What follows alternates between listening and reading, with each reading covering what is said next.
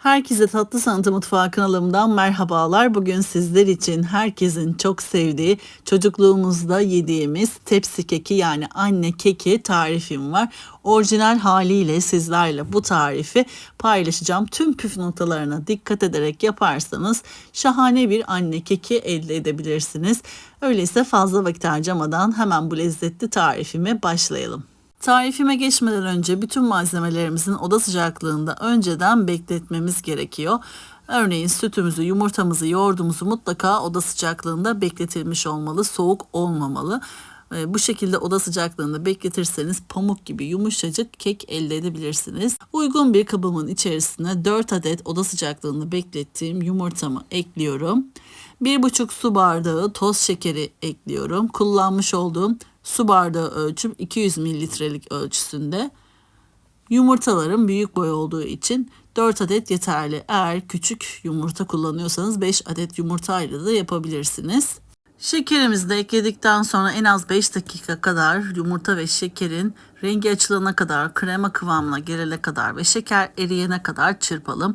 Ben 5 dakika kadar çırptım. Rengi açıldıktan sonra diğer malzemelerimi ekledim.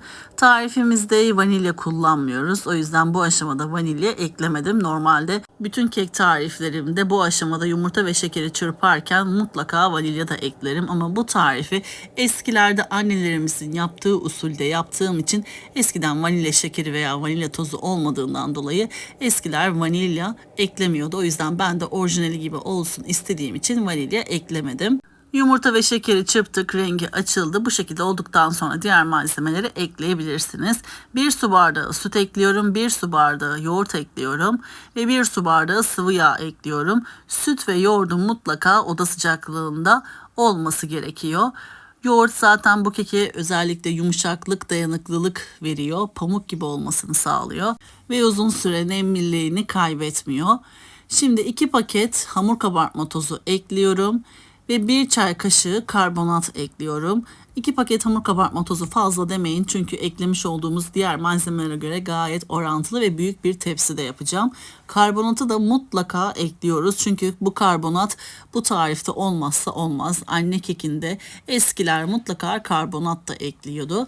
1 çay kaşığı kadar karbonatı ekledikten sonra şöyle bir elimizle el çırpıcısıyla çırpalım. Kesinlikle bu aşamadan sonra mikser kullanmıyoruz.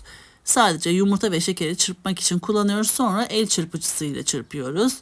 Toplamda 3,5 su bardağı un kullandım. Unumuzu mutlaka elekten geçirerek serpelim. Unumuzu mutlaka elekten geçirerek karışımımızın içerisine ekleyelim. 3,5 su bardağı unumuzu eleyip ekledikten sonra el çırpıcısıyla şöyle bir karıştıralım. Kıvam aldıktan sonra hemen tepsimize dökeceğiz. Ben bu tarifimde büyük boy tepsi kullandım. 38 santimlik yuvarlak tepsi kullandım. Daha küçük boyutta da yapabilirsiniz. Bu kek tarifinin tüm malzemeleri yarı olarak azaltın. Daha küçük boyutta da hazırlayabilirsiniz. Bu malzeme ölçüleriyle büyük kalabalık misafirlerinizle rahatlıkla yapabilirsiniz. Çünkü çok sayıda kek çıkıyor ve çok güzel yumuşacık pamuk gibi kabaran kek elde ediyorsunuz.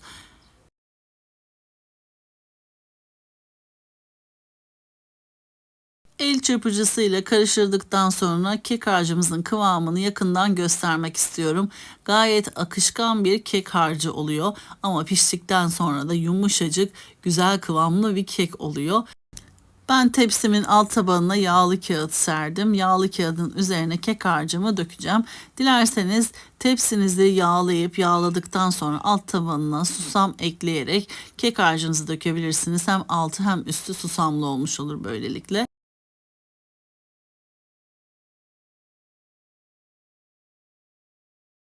Sade olarak da tepsiyi margarinle veya sıvı yağla yağlayarak da kek harcını dökebilirsiniz. Şimdi yağlı kağıdın tepsimin ölçüsünde kestim ve yerleştirdim. Kek harcımı döküyorum. Yakından da gördüğünüz gibi çok güzel bir kek harcı elde ettik. Kek harcımızı döktükten sonra üzeri için kavrulmuş susam serpiyorum. Dilerseniz sade susam da serpebilirsiniz veya ceviz de serpebilirsiniz. Cevizli olarak da eskilerde yapılıyormuş anne keki. Ben kavrulmuş susam tercih ettim. Kavrulmuş susam serptim üzerine. Hiçbir şey bulamazsanız toz şekerle bile yapabilirsiniz. Benim annem toz şeker de üzerine serperdi. Dilerseniz üzerine toz şekeri de serpebilirsiniz.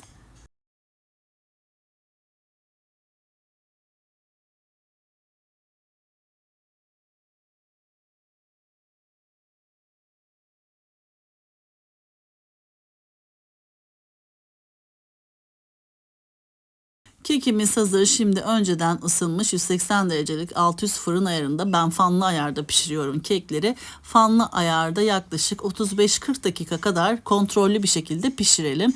Kekimizin üzeri kızardıktan sonra fırından alabilirsiniz. Ben fırınımda 35 dakika kadar tuttum. Üzeri gördüğünüz gibi nar gibi kızardı ve çok güzel bir kek oldu. Şimdi yakından sizlere iç dokusunu, yumuşaklığını, pamukluğunu göstermek istiyorum. Birkaç gün bile evde kaldığı zaman bekledikçe lezzetlenen bir kek tarifidir. Bıçak yardımıyla parçalar halinde kekimi dilimliyorum.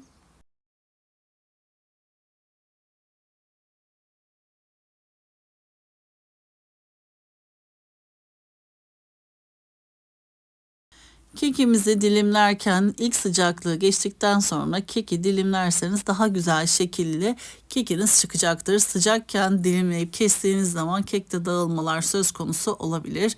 Şimdi yakından sizlere ne kadar yumuşak bir kek olduğunu, sünger gibi bir kek olduğunu göstermek istiyorum. Yakından doku testi yaparken beni nerelerden takip ettiğinizi yorum kısmına yazarsanız çok sevinirim. Beni nerelerden takip ettiğinizi gerçekten çok merak ediyorum.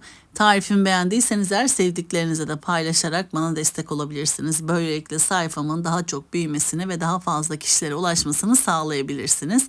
Şimdiden tüm destekleriniz için çok teşekkür ediyorum. Yakından da gördüğünüz gibi kekimiz görüntüsünden ne kadar güzel olduğu zaten anlaşılıyor. Bazen kelimeler yeterli olmuyor. Öyle bir kek diyebilirim. Ben çok beğendim. Şimdiden deneyen herkesin ellerine kollarına sağlık. Sizler yakından kekimizin iç dokusunu, kıvamını izlerken ben de sizler için küçük bir hatırlatmada bulunmak istiyorum. YouTube kanalıma henüz abone olmadıysanız YouTube kanalıma abone olmayı, paylaştığım videolarıma beğeni bırakmayı lütfen unutmayınız. Gün aşırı yepyeni tariflerimi kanalımda sizler için paylaşıyorum. Anında haberdar olabilmek için bildirim zilini lütfen açınız. Böylelikle yepyeni tariflerimi ilk siz görmüş olacaksınız. Tarifimi denedikten sonra yorum kısmına düşüncelerinizi yazarsanız henüz bu tarifimi denememiş olan kıymetli takipçilerime sizlerin düşünceleri fikir olmuş olacaktır. Bir sonraki yepyeni tarifimde tekrardan sizlerle görüşmek üzere. O zamana kadar kendinize çok iyi bakın. Hoşça kalın.